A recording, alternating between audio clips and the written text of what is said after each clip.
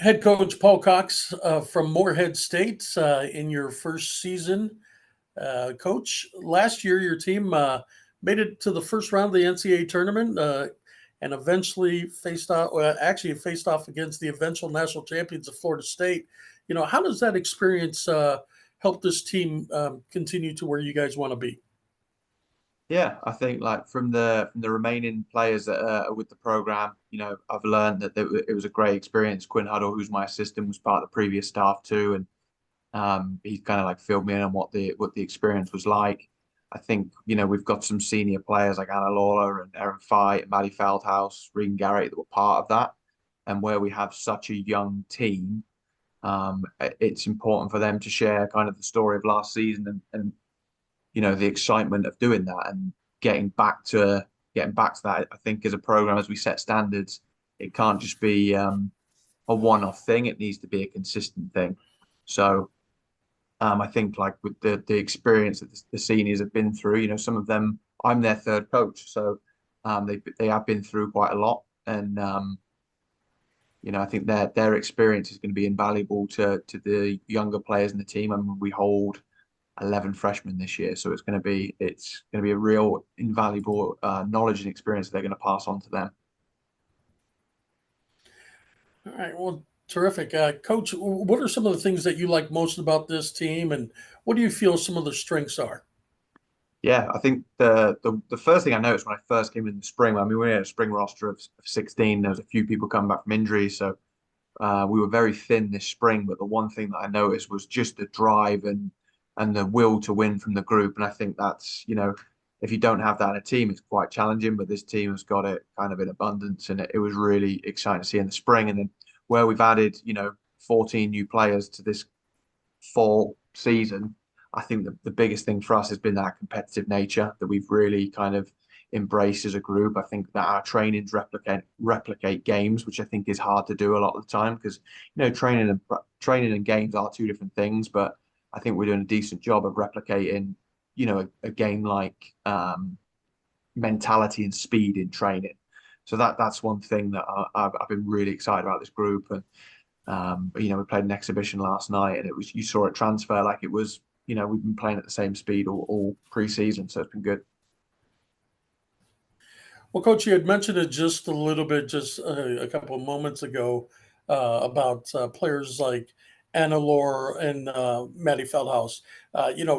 In your first year, does it, how much does that help having fifth year players like that to help be leaders and kind of help the rest of the team kind of get into system?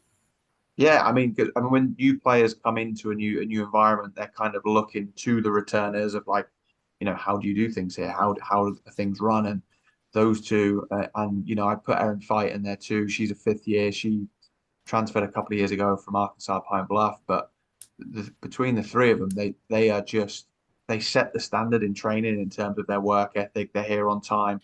Um, you know, they're they all, they passed our fitness test and they really set the standard for the program. And, you know, they form the culture. I'm really kind of proud of the culture that they've continued. I told them, I was like, with coaching changes, the constant thing is the players. And it's important that the players facilitate the culture. And they're doing a really good job of facilitating that. When they leave, they're going to leave the program in a better place and they're going to hand that off to the next kind of crop of leaders that we're kind of nurturing within the program at the moment. So um, their leadership, the way they set the example has been honestly hugely, it's invaluable to, since I've come here, and I'll be very grateful for that, um, as they do well this season and then, pass on the baton to the next group. Coach, talk about the next group and the rest of the team in that sense. Can you kind of elaborate on some key players to watch this season as well as maybe some newcomers that we should look into? Yeah, I mean, I mentioned Erin Fight there. She's come back like it's her last season. I've been very impressed with how she's come into preseason. Um, she's just, you know, last name's Fight, and she's a fighter. Like it's cliche, it's a bit of a pun, but she's been absolutely brilliant this preseason. I think she's going to have a standout year. I think We brought in two transfers from Sam Houston State, Kennedy and Cameron Baquero. Kennedy led their scoring last season, and Cam is an established holding midfielder. So, to bring in a top scorer from a Conference USA program is exciting. And I think we've got a bunch of exciting freshmen too. We played about 6 of them last night. One of them got a goal. But I think, we brought in some good freshmen. Marina Campos has come to us from Kansas City, great fullback. Same with Ella Fuller. It's really added competition in that area where we have some really established players. Like you mentioned, Maddie Feldhouse, she plays in that position. Hannah Burke was all newcomer team. So we've got some really good depth in our fullbacks where we now might be able to, it'd be hard to keep, play two, keep two off the field. So maybe two of them will go in a different position. And then, Carly Gilbert comes from us from, FC Pride. And she's a player that she could either play it up front or at the back. And she's really going to give strength and depth for us all over the field. And Grayson Hocker was with us with the team last year. She played primarily as an outside back, and she probably is going to play in a different position this year because she has a skill set that I think can really help us both in and out of possession. So there is a lot of depth, and I'm going to have some tough decisions to make. Only picking 11 players throughout non-conference and conference. So it's a good headache to have. Coach, tell me, kind of the one thing that you feel that your team needs to remain basically at the top of the OVC, especially as you and your team both get to know each other more and more. Yeah, I think we had a conversation first day, like when we say if you were in this room in 2023 and now in this room now, there's more new people, including staff and players than there was last year. But, as we've already spoke about, we do have some good leaders in the program that set the standard. And we've had kind of our core value meetings, our culture meetings throughout preseason. A constant thing was, it's a we over me mentality, a competitiveness, mentality. And I think that's the one thing that we need to keep doing is being competitive in training, that we're winning each day. And I think so far we've done that. And I think as long as we're showing up for every day, giving absolutely, the non-negotiables, the controllables of working hard, competing, showing up on time, having a good attitude, which we're doing a good job of. If we continue and we're consistent with those things, I think we'll stay at the top of the OVC for sure. We've got the players, we've got the technical ability, the athleticism, the fitness, the fight to do that. And then it's just now executing it, every Thursday, every Sunday, come September and October.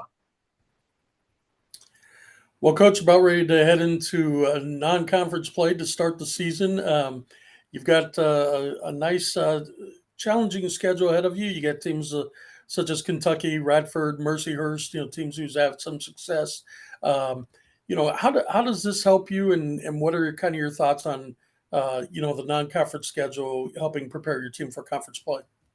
Yeah, I think we do play a tough schedule. I mean, we open against Marshall, who they have a new coach too, but they recruited very, very well from overseas. So that's going to be a fun first game. UK is going to be tough game, SEC opponent. Radford have won the Big South a number of times over the last few years. But I think ultimately, if you're playing conference champions like Radford and other conferences, that sets you up. And Big South and the OVC are quite comparable. So if we're competing in those games, it helps us for those top of the table clashes, come OVC time. And then ultimately, we play Cincinnati in exhibition on Saturday. And then we play I think in 10 days time, we're playing University of Kentucky. Ultimately, the goal of the program is to get back to the NCAA tournament. That is the goal. And we need to face those teams early to prepare us, down the line in November if it gets to that point. And it's important that the first time we play a big school is not in November. We need to experience that throughout the year. So that's kind of a way that we schedule and will schedule moving forward of making sure that we play those tough teams, because it's going to help us in the conference and then for our long-term goals of extending our season into November. Well, Morehead State head coach Paul Cox, thank you very much for your time. We'd like to wish you the best of luck going into this season. I appreciate it, Jose. Thank you so much for your time.